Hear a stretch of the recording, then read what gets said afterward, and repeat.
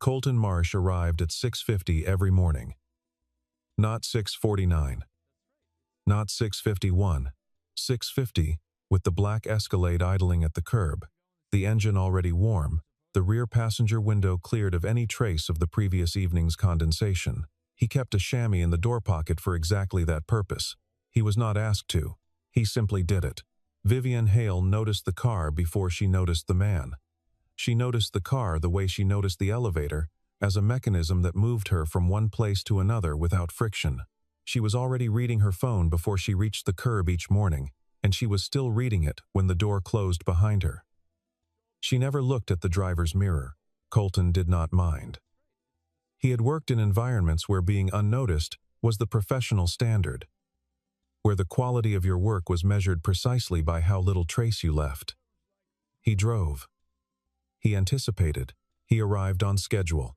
He kept the temperature at 68 degrees because he had observed, over 11 weeks, that she reached for her jacket precisely twice. Once when the car was set at 65, once when it climbed to 72. He did not ask. He adjusted. There was a discipline to invisibility. Most people assumed it was passive, that you simply faded. But it was active work. You learned the cadence of someone's silences. You tracked which calls made their shoulders tighten and which ones they ended quickly. Not because the call was finished, but because they needed to think. You noticed which routes she preferred on different days, the longer one along the river on mornings when she had board calls scheduled, as though the extra 8 minutes were a buffer she was building against something. You noticed all of this, and you said nothing. Because the moment you demonstrated that you had noticed, you stopped being invisible and became something else, entirely a presence, a variable, a risk. He had been practicing invisibility since before he had a name for it. His daughter Petra was 8 years old and had opinions about everything. She had opinions about which cereal was scientifically superior for brain function. She had read something, and she had opinions about the arrangement of shoes by the front door, and she had opinions about whether her father smiled enough. She told him regularly that he didn't. "You have a good face," she said one morning, spooning cereal, watching him button his jacket. "You just keep it where no one can see it."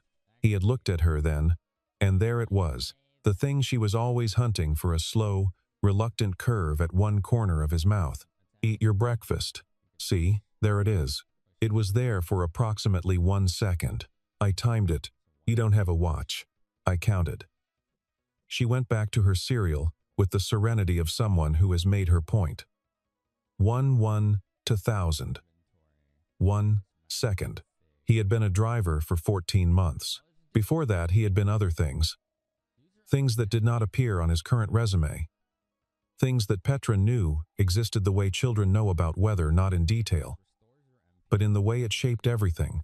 Her mother had known the details. Her mother had left, not because of what Colton had done, but because of what doing it for 9 years had made him something sealed at the center, something that could be in a room and not quite be in a room. He had taken the driving job because it kept him present. A schedule, a location, a daughter who needed him home before dark. The work was clean in a way that the other work had never been. You did a thing. The thing was done. You could see it from start to finish. He had needed that simplicity. He had needed to be able to account for his hours without qualification. Vivian Hale was the CEO of a pharmaceutical logistics company called Vertex Meridian. She was 39 years old, and she moved through the world with the contained velocity of someone who had learned very early that hesitation cost more than mistakes. Her CFO was a man named Warren Scholl, sharp-faced, silver at the temples, fluent in the language of fiduciary responsibility. He had been with the company 7 years. He had a way of standing slightly too close when he spoke to her, as though proximity conferred authority. Colton had driven Vivienne to 6 meetings where Scholl was present. He had watched Scholl in the rearview mirror once, through the building's glass facade. At a moment when Scholl did not know he was being observed. Scholl had been watching Vivienne's retreating back, not the way a CFO watches a CEO, the way someone watches a door they're planning to go through once the person in front of them has cleared it. He filed the observation without deciding what to do with it. That was an old habit. You collected. You waited. You let the picture assemble itself. Premature conclusions were the enemy of accurate ones.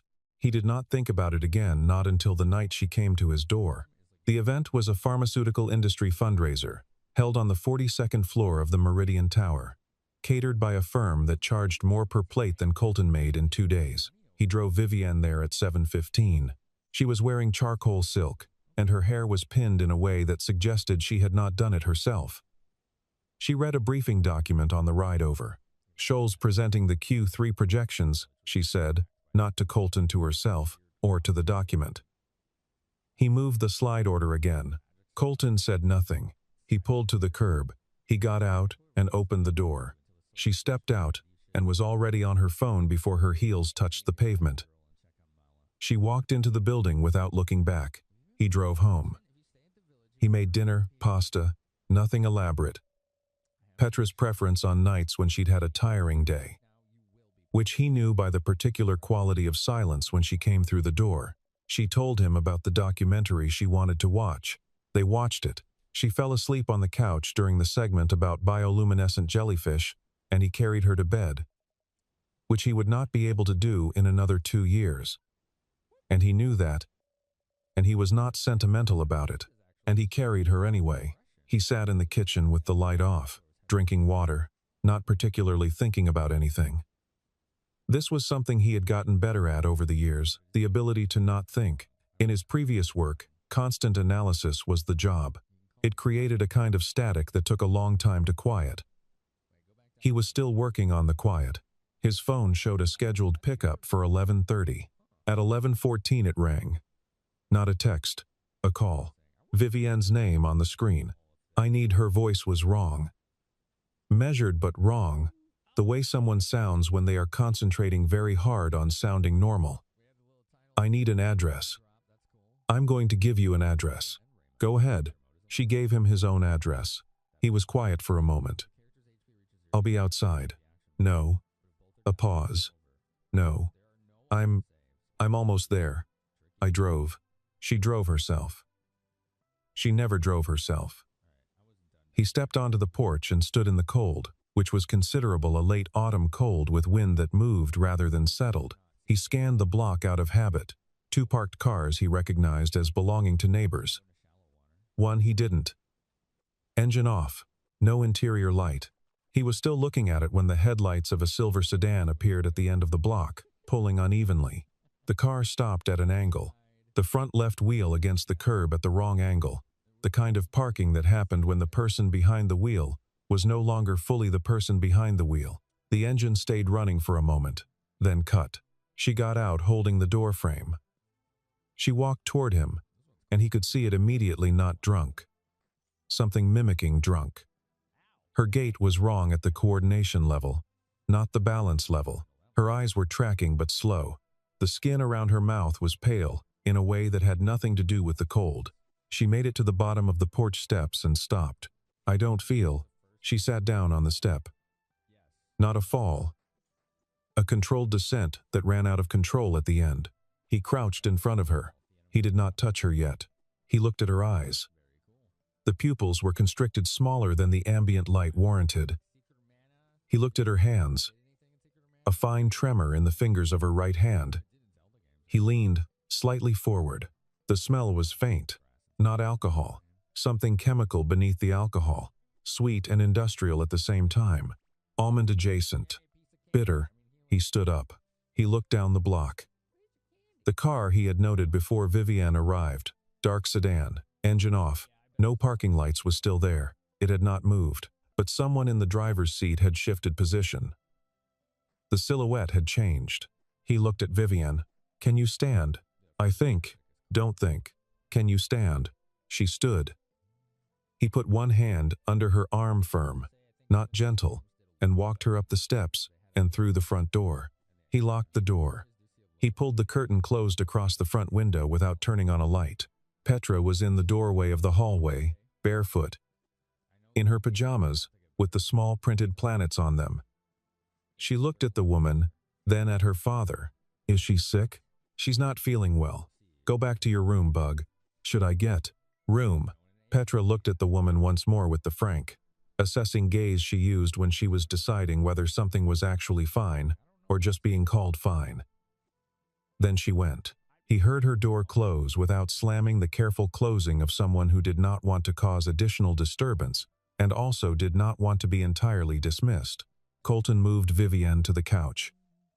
He set her upright, not lying down, airway consideration. He checked her pulse at the wrist. Elevated slightly, irregular, at intervals. He lifted each eyelid and used the screen of his phone as a diffuse light source to check pupillary response. Sluggish but present. He checked the inside of her lower lip for color, pale but not blue. He turned her right wrist over and checked the skin at the inside of the elbow, looking for any mark of injection. Nothing. Oral administration. Recent. Within the last 2 hours. He registered these facts the way he had been trained to register them, without urgency, without emotional inflection, as data points that required assembly before they produced a response. "What did you drink tonight?" he said. "1 glass of..." She stopped. Tried again. "1 glass of champagne. I switched to water." "Did you leave the glass unattended?" She looked at him. Something behind her eyes was beginning to clear, or trying to. "I stepped away. Scholl wanted to show me something on his tablet." 5 minutes. "Did you finish the glass when you came back?" A pause. The pause of someone reconstructing memory through interference. "Yes." He went to the kitchen and came back with a glass of water and 2 activated charcoal capsules from the cabinet above the refrigerator. A cabinet that contained things most kitchens didn't. He handed her both. "Swallow these." "What are?" "Activated charcoal. It binds to what's in your stomach. It's not a complete solution. Swallow them." She swallowed them. She drank the water. She looked at the cabinet he'd taken them from, then looked at the rest of the kitchen, the careful, sparse kitchen of someone who had thought about what they needed and owned only that. "Who are you?" she said. Not hostilely. Genuinely. "Right now I'm the person sitting across from you." He went back to the window and looked through the edge of the curtain. The sedan was still there. Its engine was off. There was someone in the driver's seat, not moving, not on a phone, just waiting. Patient. "You were going to call a car service. Why did you call me?" She thought about it. "I don't know. You remember things. I thought you'd notice if something was wrong." He pulled back from the window. Something is wrong. He did not tell her everything. He told her enough. He had worked for a federal contractor. The name of the organization was not information she needed, doing work that was partly security assessment and partly things without clean labels. He had been good at it because he was not impressive looking. He did not carry himself like someone who had been trained. He was medium height, medium build, with a face that people's eyes moved across without snagging. He disappeared in rooms. He had always disappeared in rooms. He had learned, somewhere in his mid-20s, that this was not a deficiency. It was a tool. A very precise one. The work had taken him across a dozen time zones over 9 years. He had assessed supply chains and personnel vulnerabilities and threat matrices for clients who could not be seen to be assessing these things themselves. He had sat in the back of cars much like this one, watching buildings, watching people come in and out of buildings, compiling pictures from fragments the size of a glance or a pause, or the particular way someone's weight shifted when they thought they were unobserved. He was good at the patience it required. He was less good at what the patience did to him when he brought it home. He had left when Petra was 3, and his wife Dana had said, "I need you to be in the room with me. Not your body. You." He had understood exactly what she meant. He had not known how to fix it. The sealed center was not something he chose each day. It was what 9 years had built inside him, quietly, the way sediment builds, imperceptible in any single moment. Decisive in aggregate. You could not unseam that kind of thing just because someone needed you to. Dana was gone now, not dead, simply in Seattle, remarried, sending birthday cards that Petra kept in a shoebox. The arrangement was civil. Petra did not talk about her mother the way children talked about absences. She talked about her as a person who existed in another location, which was simply true. He had taken the driving job because it was invisible work done in the open. It required presence physical, attentive, without requiring disclosure. He was good at it for the same reason he had been good at the other thing. But it kept him in one city. It kept him at a school pickup at 3:15. It kept him in a house with a yard that needed cutting. And a daughter who catalogued his expressions with scientific thoroughness.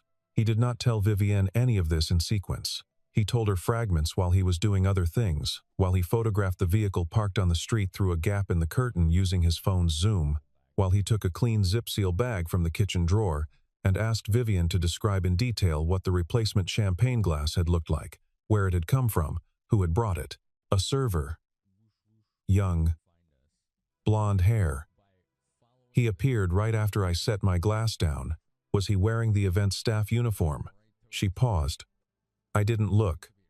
I assumed. Most people assume. He set the bag on the table. The charcoal will help. The compound you were given based on your symptoms, the timeline, the odor was likely a moderate dose of something in the GHB family, or a synthetic analog. It was calibrated to impair, not kill, not immediately. She stared at him. The car outside. He continued. They're confirming whether you're incapacitated, or possibly whether you reached home. He looked at her. They don't know where you are. Why would she stopped? Restarted with a more controlled voice. Why would Warren Scholl want to incapacitate me? I don't know yet. He sat down across from her. Tell me about the Q3 projections, she told him. It took 12 minutes. He listened the way he listened to everything completely, without interrupting. When she finished, he sat with it for a moment. There's a gap in the distribution contract numbers, he said. You said he moved the slide order. What was the original order? She told him. He buried the central region numbers. If you'd presented tonight, you would have signed off on projections that excluded a significant irregularity. He looked at her. How much money is in the central region distribution account? Her face changed. 14 million, she said, allocated but undeployed. Colton moved through the house with the lights off, navigating by the ambient glow of streetlight through curtains. He had a methodology for this. Not panic, not urgency, but a deliberate sequencing of actions, each one creating conditions for the next. He moved Vivienne from the couch to the chair in the back hallway, further from the front windows, closer to the rear exit. He explained this without being asked. She did not ask. She moved. He went to the garage door that led off the kitchen, not the front, never the front when you didn't know the perimeter, and checked the side yard from the small window above the utility sink. Clear. He checked the rear gate. Closed, latch in place. He checked on Petra. She was awake, sitting cross-legged on her bed, reading. She looked up. Is there trouble? He sat on the edge of her bed. He did not lie to her. That was a decision he had made years ago, calibrated for age. Not the whole truth, always, but never its opposite. There might be. I need you to stay in this room and not open the window.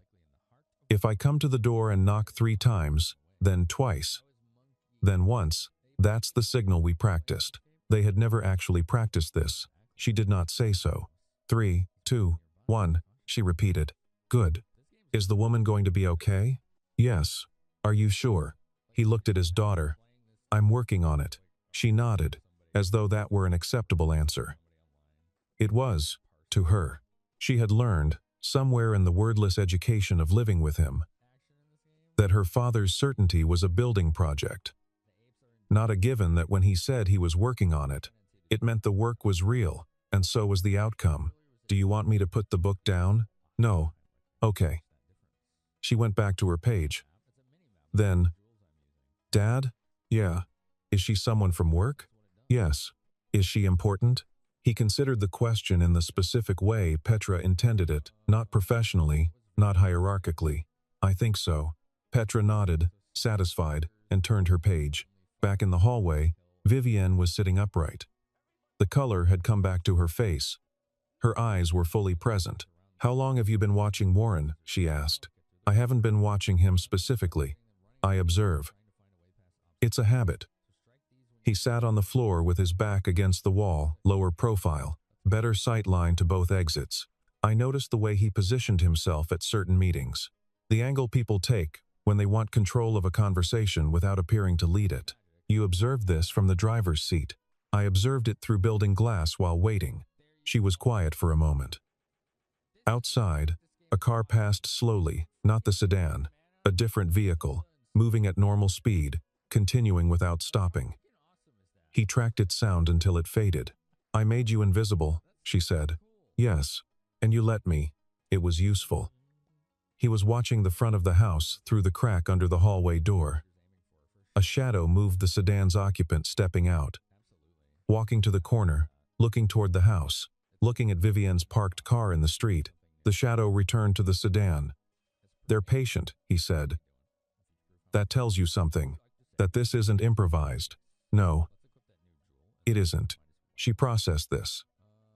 He could see her doing it the way her gaze moved slightly left and unfocused, not looking at anything in the room but at some internal arrangement of facts. He recognized the mode. He used it himself. If it's organized, she said, then there's a timeline. Scholl needs something by a specific date. Thursday. The board meeting. He needed me to sign off on the Q3 projections tonight. If I'd signed, or if I'd been incapacitated, and he'd moved forward without a challenge, the falsified numbers become ratified. They become the official record, and the shell vendor extraction becomes invisible inside a legitimate quarterly report. She looked at the floor. Not defeat computation. He was going to do it once, she said. Get enough to disappear cleanly. The timeline had an endpoint. She looked up. He wasn't building a long-term scheme. He was building an exit. Colton nodded slowly. Which means he has a destination. Yes, that's useful. He turned his phone face down. Get some sleep if you can. We'll move in the morning. Move where? To the place where we make them move first. She slept in the chair for 2 hours. It was not good sleep. It was the sleep of a body that had been chemically altered and was correcting itself, cycling through shallow layers and surfacing repeatedly. Each time she surfaced, she saw Colton in the same position, back against the wall, phone dark in his hand, watching the door at the end of the hall with an expression that was not exactly vigilance and not exactly calm, but some third thing that encompassed both. She did not find this frightening. That itself was worth noting. She had built her professional life on a particular kind of self-sufficiency. The deliberate construction of systems so that she never needed to rely on any single point. She had contacts and legal teams and security consultants and an assistant named Brandon who anticipated her schedule with a precision that only slightly fell short of Colton's. She had layers. None of those layers had been present on Sunday night. Only this man, sitting on the floor of his own hallway in the dark, waiting without being asked. At 4:15 she woke fully. The house was still. She could hear, faintly, a child breathing in the room across the hall.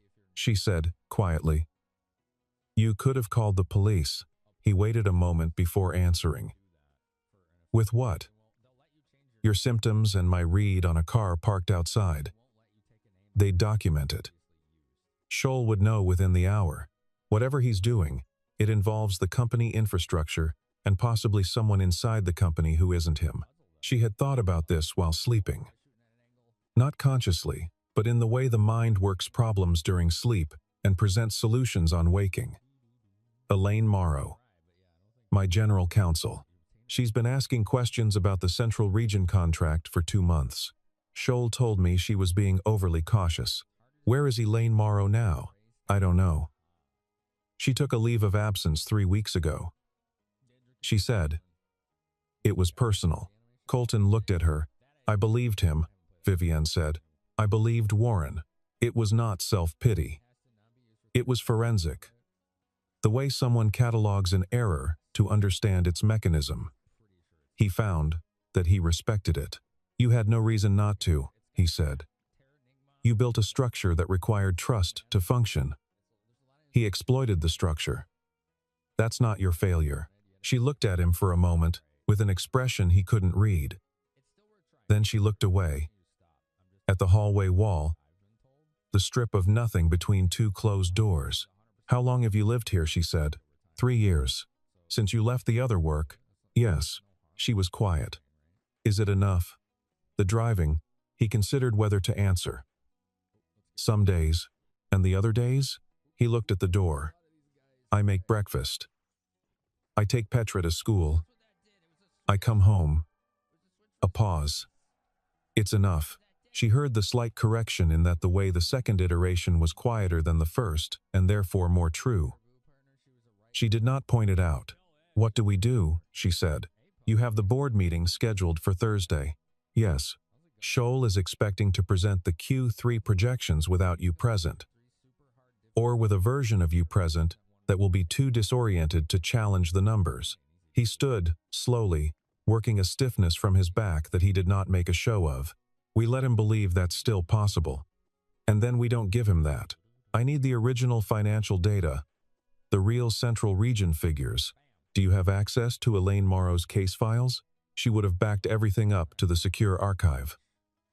I have her access credentials. She gave them to me 6 months ago, before she went on leave, in case anything came up.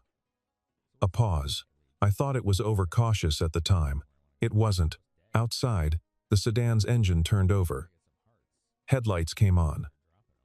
The car pulled slowly away. Colton watched it go. They were satisfied, he thought. They had confirmed the car in the street. They had decided she was incapacitated. They were going home. They would report to whoever had sent them, and whoever had sent them would tell Scholl, and Scholl would go to sleep believing Thursday was still his. Get ready, he said. We have until Thursday. Tuesday passed in a controlled sequence. Colton dropped Petra at school late, with a note citing a plumbing emergency, which was close enough to true, and drove Vivienne to a hotel 3 blocks from the office. Not her usual hotel, a hotel that did not appear in any of her company accounts. She checked in under a different name. He did not comment on whether she'd done that before. He waited in the lobby while she went up, then followed 10 minutes later. The room had a desk. She set up her laptop and began working. He sat near the window with the curtain cracked and watched the street. The hotel faced a side alley and a parking structure. No sedan, no idle vehicles. He watched for 20 minutes to be certain, then turned his attention to the room. The secure archive held everything Elaine Morrow had collected. 14 months of transaction records, transfer authorizations, and what turned out to be a parallel set of distribution contracts for the Central Region that bore Scholl's authorization code, but did not appear in the primary system.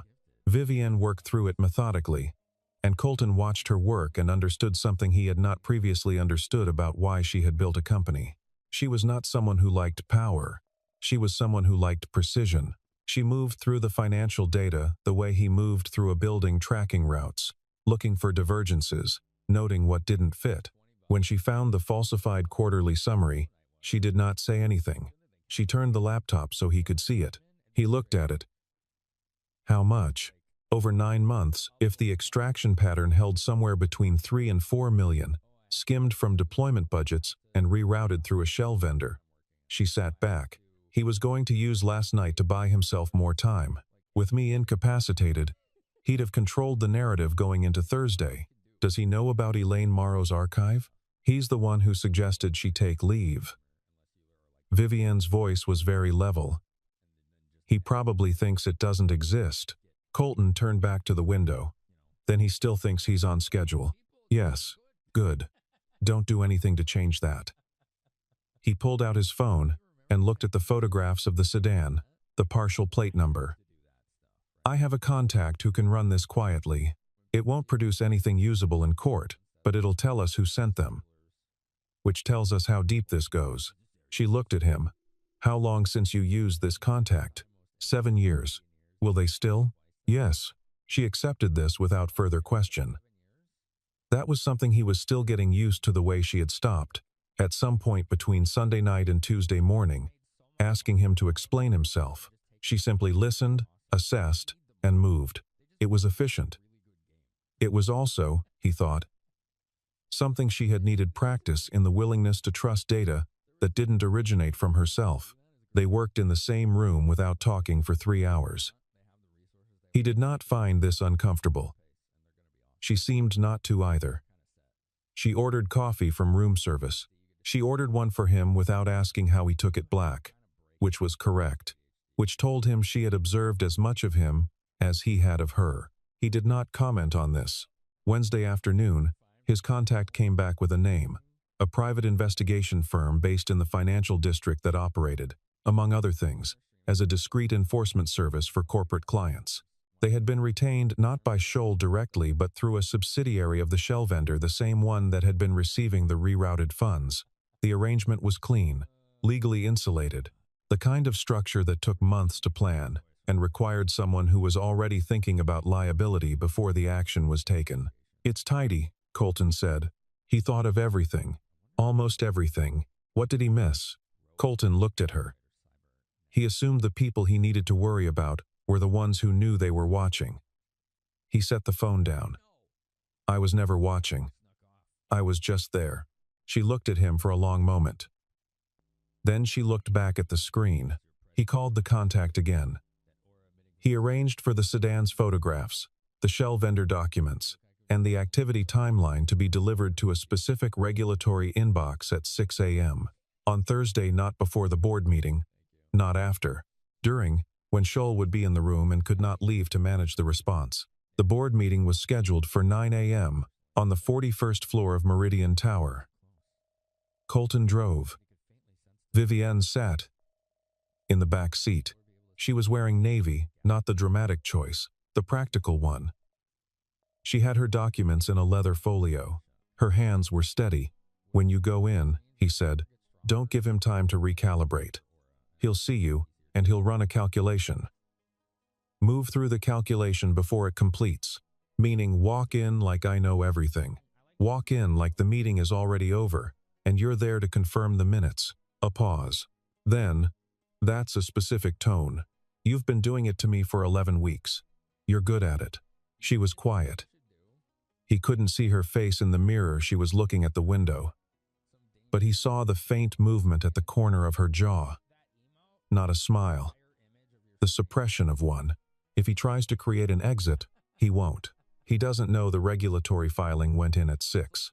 He thinks the only threat in the room is you, and he thinks you don't have the numbers. He'll try to reframe and control. Let him. The board chair will have received the filing summary by 9:15. She was quiet for another moment. "Are you going to wait outside?" "Yes." "The whole time?" "Yes." Another pause. "That's you don't have to do that." "I know." He stopped at the curb. He got out and opened the door. She stepped out. She straightened. And then she did the thing he'd described. She became the version of herself that knew it was over. Not performed. Located. Like putting on a coat that had always belonged to her. She walked through the glass doors without looking back. He parked. He got coffee from the place on the ground floor. He came back and sat in the car. He watched the building. At 9:22, the regulatory notification he'd arranged would be reaching its recipients. At 9:30, those recipients would make calls. He did not know exactly what the cascade looked like on the inside. He knew what it looked like on the outside. A building where, on the 41st floor, a man in a gray suit was about to understand that the timeline he had carefully constructed had ended 10 minutes ago. He thought about Scholl. He thought about the patience it had taken 7 years of proximity, of filing observations, of building a structure designed to function invisibly inside a larger structure. In another context, that kind of patience was a skill. He understood it better than he would have liked to. He thought about Warren Scholl watching Vivienne's back from a building lobby 3 months ago. The angle of a man studying a door. He thought, "I was right." Then he thought, "That doesn't mean much." At 9:40, his phone rang. "It's done," she said. She sounded the way someone sounds when they've lifted something very heavy for a long time and have just set it down, not relieved, exactly, but recalibrated. Aware of the absence of weight. "How is he?" He tried to reframe it as a compliance question. He said the transfer discrepancy was a legacy accounting issue. A short pause. The board chair is 73 years old and built 2 companies before she retired. She looked at him the way you look at someone who has told you a lie that is not even interestingly constructed. And Shoal? Security is walking him to his office to collect his personal items. Her voice was even. We've also located Elaine Morrow. She's in Vermont. She wasn't on personal leave. She was hiding. Is she all right? Frightened, but safe. A longer pause. She said she tried to tell me. I didn't. She stopped. I made her feel like the problem was her caution, not the numbers. He let that sit. He did not try to fill it. I'll be in the lobby when you're ready, he said. It took most of Thursday and all of Friday. There were lawyers. There were board members who needed individual explanations. There were calls to the regulatory body that had received the documentation, calls that required Vivienne's voice and her precision and her willingness to state, without hedging, what had happened. She did all of it. Colton waited. Not inside, outside. In the car, or in the lobby, or in the coffee place on the ground floor where the barista had stopped asking his order because he always ordered the same thing. He waited the way he had always waited, without agitation, with his attention applied to the immediate physical environment rather than to the abstraction of what was happening 2 floors above. He watched who came in and out of the building. He noted the 2 men in similar gray suits, who arrived at 10:15 and left at 11:40. Lawyers, for Shoal, he guessed, by the pace of their exit. The pace of people who have just been told the case is worse than they thought. He watched a woman in her 50s who arrived at noon with a rolling case of documents and did not leave until 4. Someone from the regulatory body, probably, conducting a preliminary review.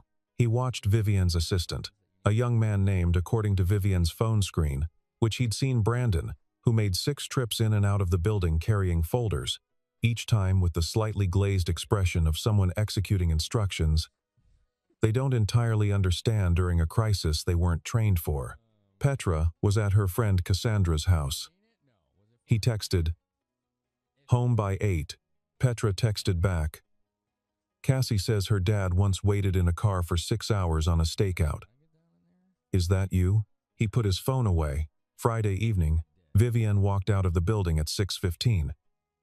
He was at the curb. She got into the car and sat for a moment without saying anything. She looked like someone who had been awake for 36 hours and was running on the last usable reserves, not depleted, exactly, but spending what remained very carefully. "Elaine is coming back Monday," she said finally. "The board has asked her to lead an internal audit." Good choice. She told the board she'd been watching the shell vendor activity for 8 months and couldn't get anyone to listen.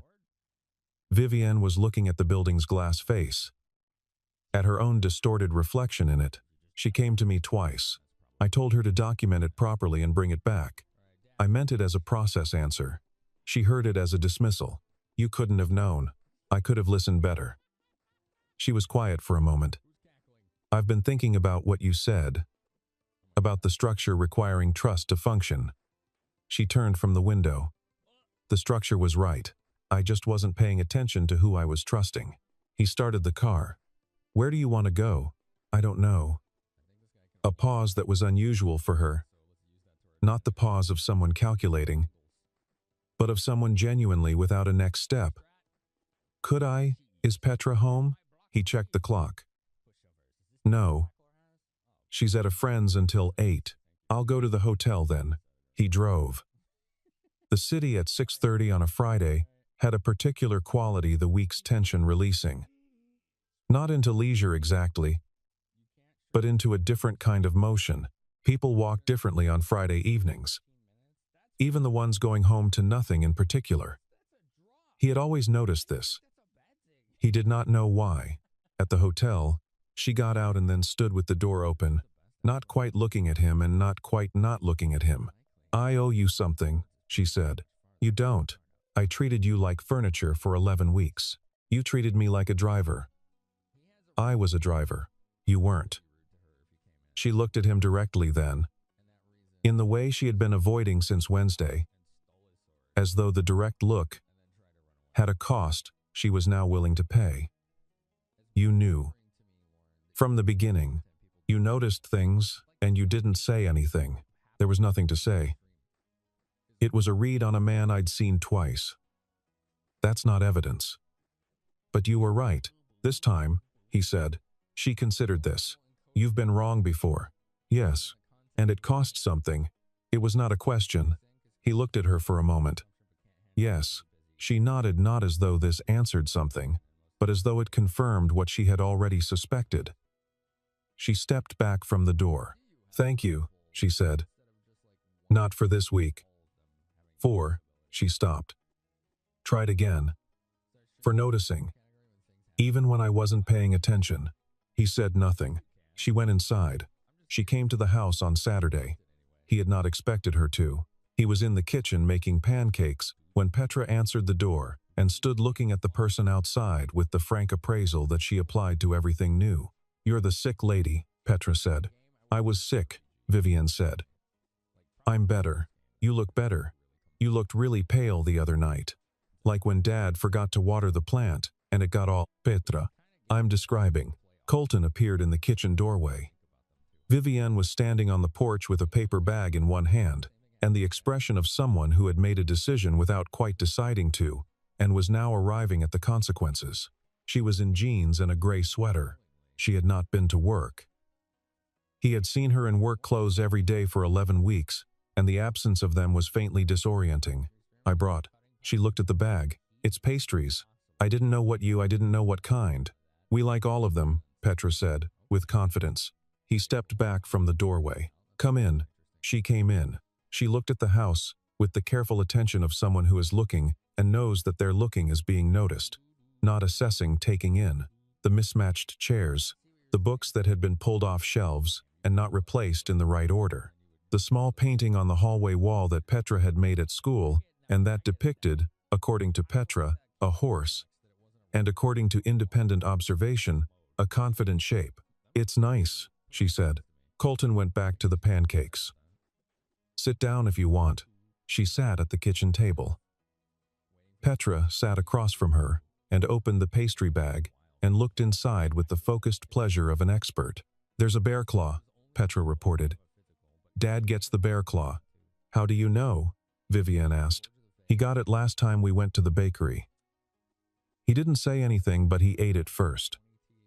He always eats his least favorite thing first, except for the thing he likes best, which he saves. Vivian looked at the back of Colton's head. She pays attention, Vivian said.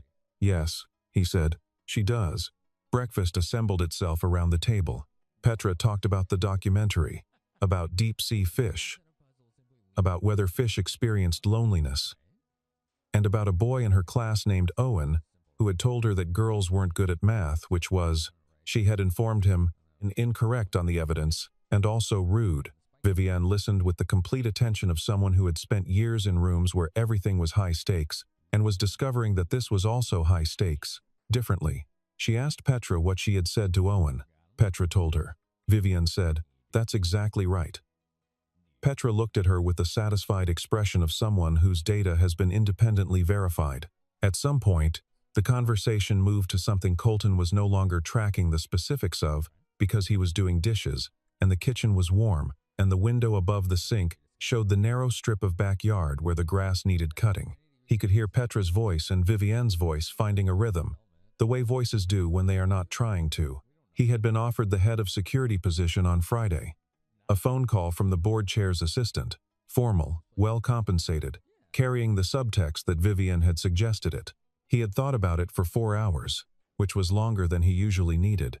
He had declined. He had done this work before, from the inside of organizations, and he knew what it required of him. The sealed center version of himself, the one that was present without being present. He had left that version in a life that had already cost him one family. He was not interested in returning to it, even through a door that looked different from the outside. He had called back and said, I'll consult. Not full-time. Specific problems. When she asks, the board chair's assistant had relayed this. There had been a pause. Then, she says, That's fine. He did not know what Vivian thought about it. He had not talked to her directly about it. That was a conversation for later. Or not.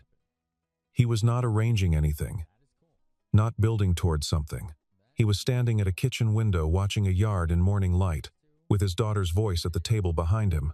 And that was the exact boundary of what he was doing. He turned off the tap.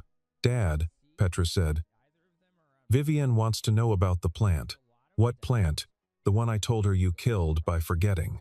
He looked at Vivienne. She was sitting with her elbows on his kitchen table and her hands around a coffee cup, and she was looking back at him with an expression that he could not categorize and had not seen on her before. Not professional, not managed, just a person sitting in a chair, present in the room she was in. "I overwatered it," he said. "Not underwatered. You said," Petra started. "I know what I said." Vivienne smiled. Not the controlled, strategic deployment of warmth that he had observed in meetings. Something smaller and less useful, the kind that happened when you weren't keeping track. Petra looked between them with the evaluative attention she applied to all phenomena. "You have the same kind of smile," she told Vivienne. "The kind that only shows up for 1 second. "I'll work on that," Vivienne said. "Dad's been working on it for years." "Petra, I'm describing." She ate her pastry. 1 to 1,000. Outside, the morning was clear and unhurried. The street was quiet. The yard needed cutting. The plant on the windowsill, a different one, a hardier variety, purchased 6 months ago with the specific intention of not overwatering it, was doing fine. The backyard needed cutting. These were the things that needed doing. They would get done. Colton refilled his coffee and sat back down at the table. Nobody said anything for a moment. That was fine. Petra finished her pastry. She announced that she was going to look up whether deep-sea fish had eyelids, and left the table with the purposeful stride of someone with research to conduct. Her footsteps went down the hall and into her room, and the house settled into a particular quiet, not empty, something else. The kind of quiet that came from 3 people occupying the same space without requiring anything from each other. Vivienne turned her coffee cup in her hands. The morning light was coming through the window, at an angle, and laying a pale stripe across the table between them. "The consulting arrangement," she said. "You declined the position." "Yes, but you'll consult. Specific problems." When asked, she nodded. She wasn't challenging it.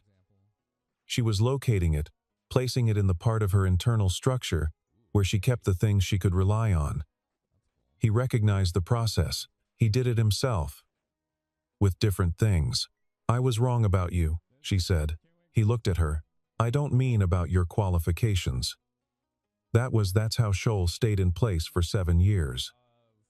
"Not because I was negligent, because I assigned people categories and trusted the categories instead of the people." He considered this. "That's a structural problem. Structures can be rebuilt." "Yes." She was quiet for a moment. Outside, a car moved slowly down the street. She tracked it instinctively. He noticed her do it. Noticed the slight release when it continued past. She was learning to do that. He wasn't sure how he felt about that. "Can I ask you something?" "Yes." "The other night, when I came to the door, you weren't surprised." "No." "You weren't surprised that something had happened, or that it was me." He thought about how to answer. "I had a read. I didn't know it would come to that. But the shape of it was there." She looked at him steadily. "And you didn't say anything." "I had no evidence." "A read isn't evidence." "No." She picked up her cup again. "But you stayed." He did not answer that directly. He got up and took his cup to the sink and rinsed it, and stood looking at the yard for a moment, at the pale November grass that needed attention, and the bare oak at the fence line that had been there when he moved in, and would outlast any number of tenants. Down the hall, Petra's voice floated out. "Dad, did you know that some deep-sea fish have no eyelids at all? Their eyes are always open." He looked toward the hallway. "Okay, doesn't that seem exhausting?" A sound from the table behind him, small, brief. He turned. Vivienne was looking at the hallway with an expression he had not seen on her in 11 weeks of proximity. Something unguarded, something that had slipped through a gap in the construction and decided, finding the air outside acceptable, not to return. He sat back down. Outside, The morning continued at its own pace, indifferent and exact.